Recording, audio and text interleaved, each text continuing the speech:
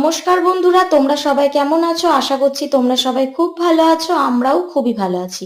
তো আজকে আমার বাবা করছে খিচুড়ি। চলো খিচুড়ির রেসিপিটি তোমাদের সাথে শেয়ার করি। ফার্স্টেই দেখো, চাল ডাল এগুলোকে একসাথে মিক্স করে নেবে। তারপর এখানে কেটে রেখেছিলাম সবজিগুলো এর মধ্যে এবারে অ্যাড করে দিচ্ছি। তারপর এটাকে ভালো করে ফুটিয়ে নেবে এবং তারপর হলুদ, লবণ, একটু চিনিও দিতে পারো। তারপর দেখো, এটা ভালো করে সেদ্ধ করবে। সেদ্ধ করার পর বাবা এখানে লবণটাও অ্যাড করে দিয়েছে।